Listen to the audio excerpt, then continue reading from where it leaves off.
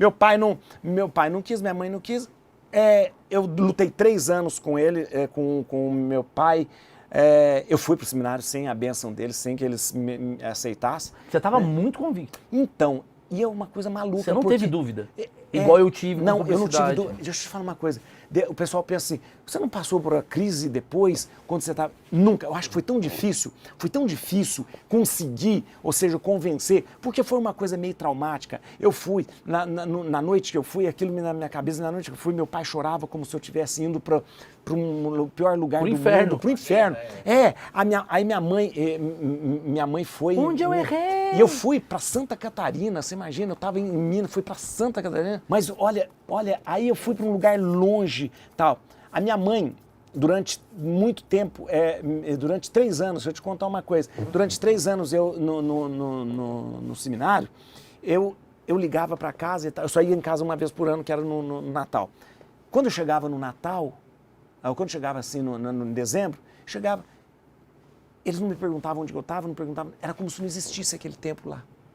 Aí conversava tudo normal, a gente sentava na mesa, mas aquilo não existia. Eu acho que era uma maneira de...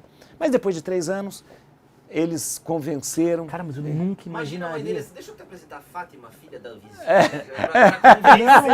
Mas o que eu acho mais interessante... Não, o que eu acho... eu nunca vi esse lado humano dessa questão do preconceito em você ser padre. Porque na minha visão preconceituosa, eu imaginaria que talvez seja uma coisa para muitos pais do tipo de orgulho. Mas engraçado, eu via isso nos meus colegas de seminário. Lá no convento eu via. Os pais iam visitar. Então, estou te falando desses 3 anos.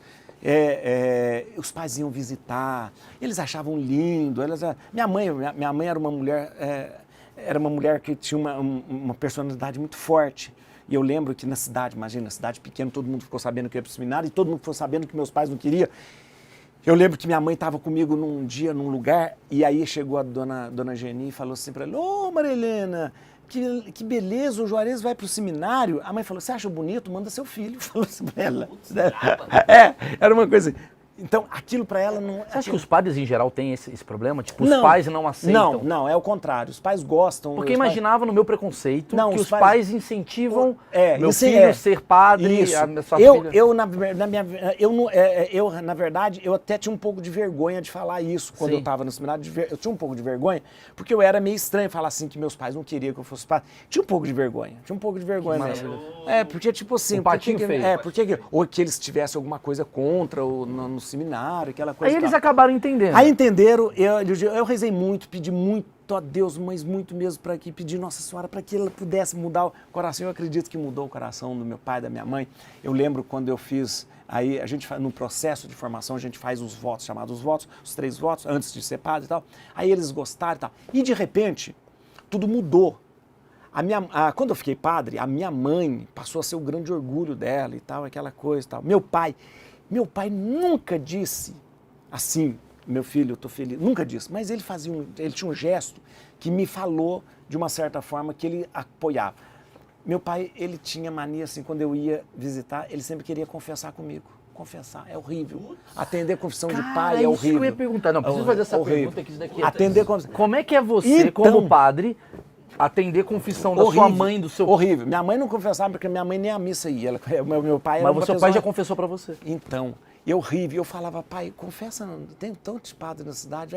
Não, eu quero fazer. Ele confessava os pecados dele? Aí, sabe o que eu entendi aquilo? Era como se ele estivesse falando apoiando o seu trabalho.